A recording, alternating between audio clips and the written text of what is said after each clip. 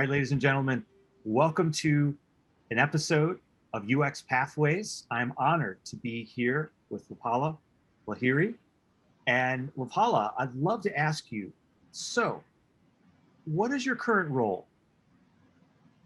Well, right now, what I do in HFI, apart from being sort of co-founder of the Asia Pacific operations of Human Factors International, I head the global delivery of our design services. So, that's what I look after as my main part of my role. But then it also means I participate in the deciding the strategy for the company with the other senior leadership in sort of saying, okay, so now for the next year, next 5 years, where are we headed? What are the trends we are seeing in business, in user experience and technology? And so are we going to pivot in some direction? All of these. So I get to participate in that decision making. And then my main role is execution of whatever is planned for, say, in this case, for this year, I look after that execution. And of course, there's also the writing of papers and, that sort of sharing thoughts with the community, the design community. So all of this sort of makes up my current role. Yeah, sounds fascinating. And the question that always comes to me is, okay, so you're doing this role right now, but how did you get into user experience? Yeah, that's a very interesting story for me. And I think it is the case with many of us who came to this field when it wasn't really such a well-known field, right? So we found our paths kind of coming in here somehow. And now, of course, the situation is different because it's such a well-established field. But for me, 30 years ago, I was, my education at that time was really a degree in mathematics and statistics. And so being in India, where I went was the information technology industry, of course, and found myself as a programmer. And I was doing that with, one of the largest software organizations in India.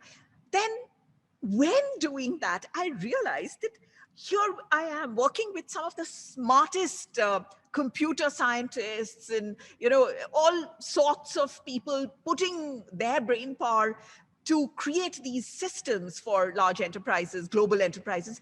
But why is it, in spite of all that brain power, what is finally developed still creates so much sort of a challenge for many users of the system? That question really sort of, popped up in front of me.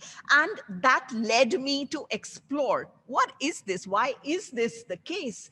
And serendipitously, I found myself working in an organization. I shifted from India to London because I found a studio, a multimedia studio, where I felt maybe some part of this answer lay. And that studio really opened up this avenue, because that's where, imagine, almost 30 years ago, I found this role of the interface designer.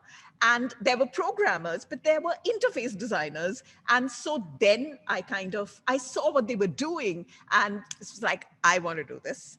And this is where the answer will lie to my question, that how can users not have so much of challenge with a system that's had so much thought to it. So I found myself a degree, a program in London, and I did my second master's in user interface design, and that's it. And then went back to India. I started my own interface design company, which nobody understood. Everywhere I went at that time saying, hey, I'm an interface designer and I can do this for you, to most of the technology companies, they would look at my, resume and say, oh, Visual Basic. Okay, you know what? We have this thing, we have this role.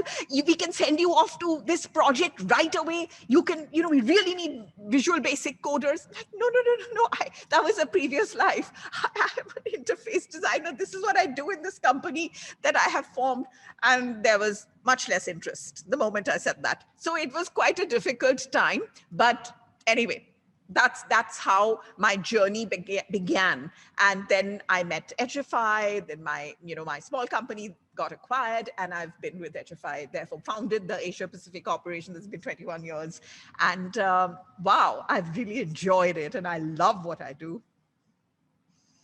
Yeah, that's wow. What a fascinating journey. It's so amazing how where you started and then how your interest gathered some steam and then where you landed. And there's a lot of people out there that are wondering, so okay, that's great that you got there. Is there any advice you would offer to someone that's trying to get into this industry? Yeah, so, one of the things that I feel is really different and is very, very, it's very good. It's different, but in a very good way, is the fact that today user experience is recognized across different sort of industries across the world as an area, as a discipline. And it's not just about, okay, well, you come and just do a little bit of visualization for us. It's recognized as a value addition, and hence the opportunities are immense. And so anyone who's thinking that this area interests me, but what are the opportunities here, there's been no better time so far in my journey than right now, because of the demand and because of the fact that suddenly in the last year and a half, because of the pandemic, our lives, the digital aspect of our lives has taken this enormous place in sort of how we live our everyday lives. And that digitality, if there is such a word, is making it so important for the experiences to be designed by experienced designers. So it's a really, really good time to get in. One of the things about UX design is I think it embraces people from many other disciplines, So you could be somebody who works in technology. You could be an architect, like, physical buildings. You could be a video filmmaker, but you have an interest in what is this experience design. And there's a place for each one of you. But I do advise that understand what is the field. It's more than just learning the tools. That is learning sort of, how you use, say, XD or how you use Figma. Those are important things, but it's much more than that. It is learning how end users are the center of the way we think about designing experiences. What does that really mean? What are the elements that will make you, able to understand people? What principles do you need to understand people?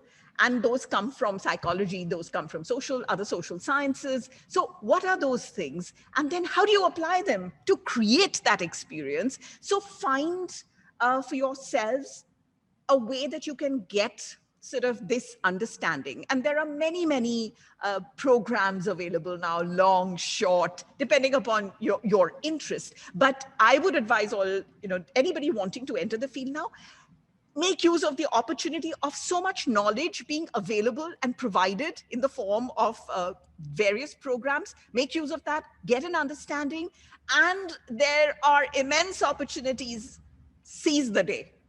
Just get into this field. It is only going to grow from this point onwards. That's my advice. Thank you so much, Upala. Really great words of advice. And thank you for your time today. Thank you, Mark. I really enjoyed this. And I just hope it'll be useful for anybody who's watching it. Yeah. I definitely think so.